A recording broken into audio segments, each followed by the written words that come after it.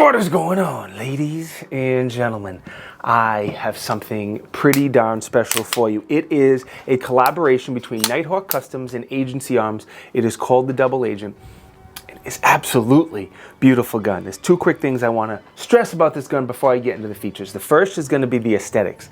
I think it is a very, very beautiful gun. I think it's probably the nicest looking handgun available today on the market. I think they did a great job with the design and the aesthetics of this gun. And it's a performer and a shooter as well, but it looks great. Second, this gun was really designed for concealed carry. If you're looking for a high-end concealed carry gun, definitely consider something like this. As I go through the features, I'll try to point out as many as I can, but everything is beveled and designed with concealed carry in mind. All right, let's start with the magazines. As always, 2011 double stacked 9mm magazines, Nighthawk brand.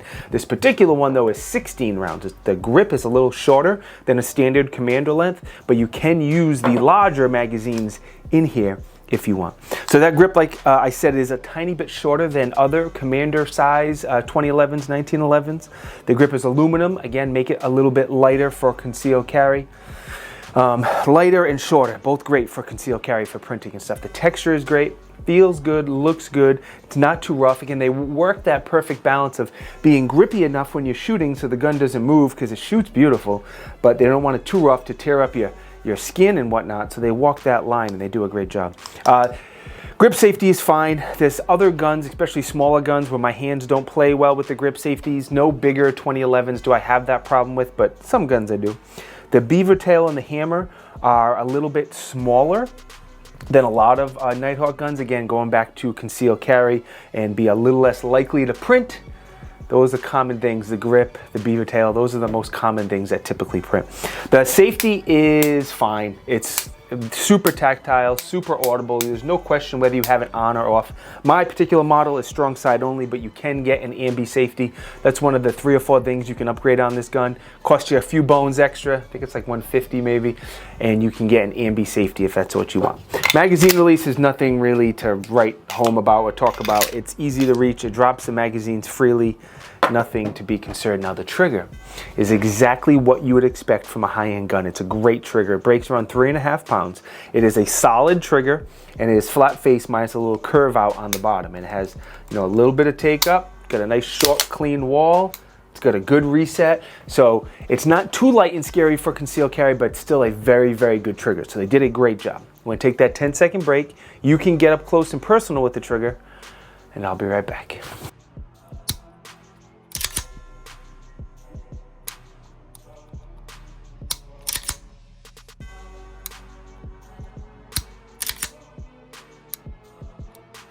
What do you think of the trigger? Not a bad gun to shoot and carry, and it shoots nice. Anyway, trigger guard has a little bit of an undercut under the trigger guard, get you a little higher up there.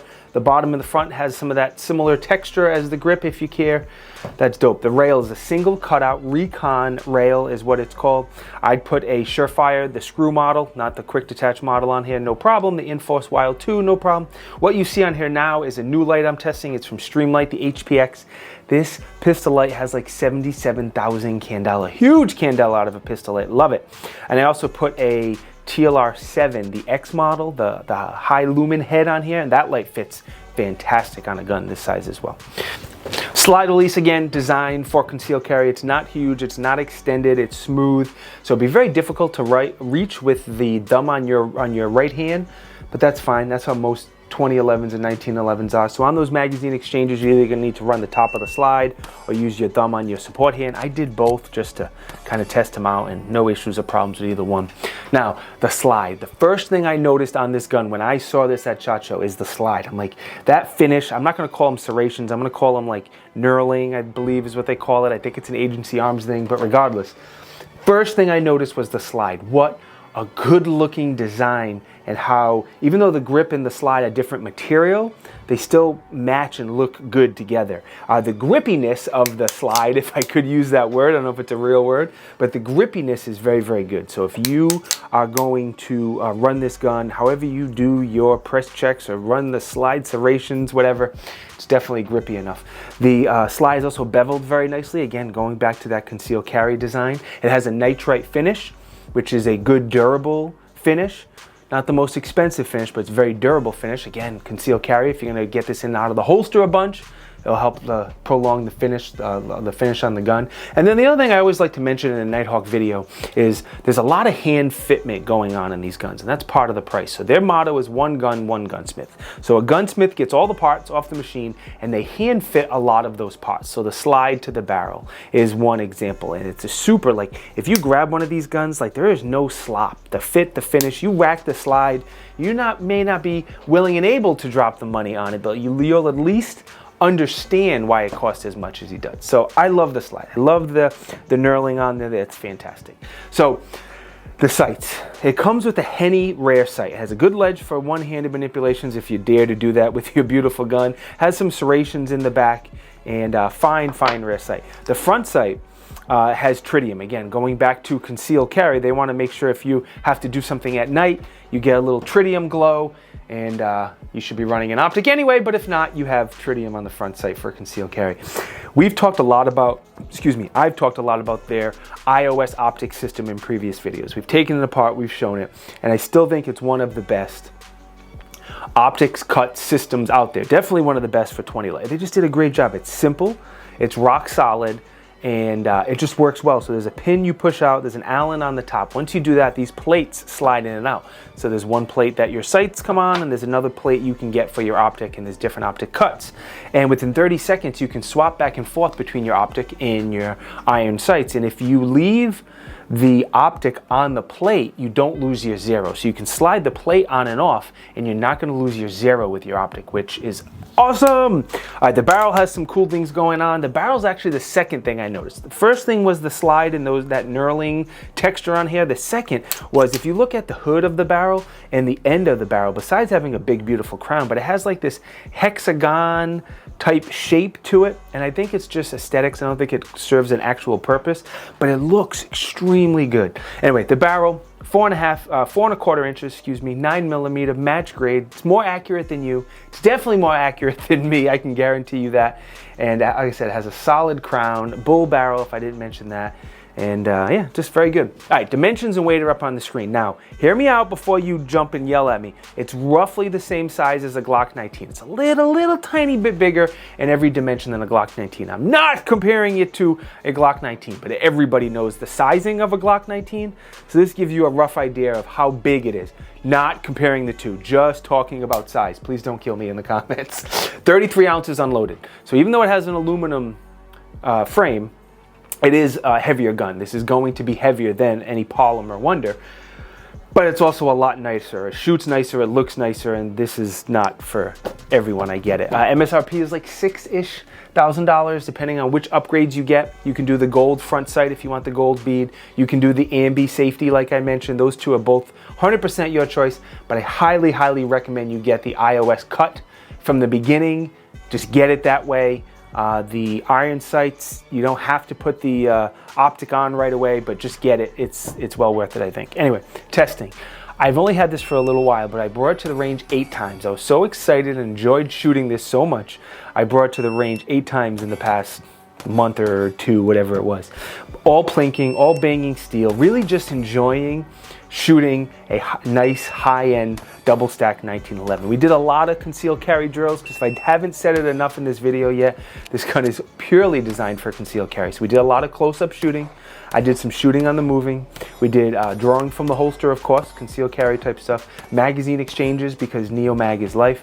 And then just to annoy some trolls, I did some shooting through my Bronco. I went to the range one day and I had my doors off of my Bronco like I often do in the summer, and I just figured I'd shoot through it just for fun. No particular reason, just again to annoy trolls. The other thing I tested is, somebody did a video on one of the new staccatos where if your thumb wasn't on the safety as you were shooting, that safety would actually disengage and the gun would not fire because the safety's on. So I didn't think this was going to happen. This safety is so tactile, but just in the spirit of science, I did a little bit of weird shooting where my thumb was under the safety to see if it would engage, and it didn't. There was no problems there, but figured I would test it. Through all that testing, I had no problems, no issues, no malfunction. Everything was smooth sailing, 100%. biggest pro for me is going to be the aesthetics. It is a beautiful gun. I know I've said it 4 or 5 times, but when I saw this gun at SHOT Show, I instantly thought it is the best looking gun available right now. I'm hesitant to say ever, but it's one of the best looking guns ever. It is a perfect high-end concealed carry gun. Like if you're looking for something premium, nicer, maybe, you know, you drive a GT3 Porsche and you have a Rolex, now you want a fancy gun, this is the gun for you. The fit and the finish is exactly what you would expect from a higher end gun like Nighthawk. Just a solid fit and finish. The slide to the frame and racking the slide, shooting it, it's just, everything is beautiful. There's no sloppiness, there's no blemishes, I can't speak. There's none of that. It looks really, really good. I have one big con on this gun, and the con is that I can't keep it. It's a loaner, and after this video, I gotta send it back to Nighthawk, and that makes me sad, but I don't think they should give me a free gun. I don't think I deserve it. I don't think my channel's big enough, but I love this gun. Overall, if I was going to get a high-end gun for concealed carry, this would be it. The TRS Commander is a great gun as well, but this would be my first choice. If I was going to get a high-end gun for like more range day training classes, it would be the Sandhawk. But for either concealed carry or a jack of all trades gun, like this is big enough to use for home defense and self-defense and anything else you want, this would be the one I would absolutely choose. And yes, I would, if that was my gun, I would absolutely carry it every day and hope I wouldn't have to use it and hope the police didn't take it, but if they did, I wouldn't care.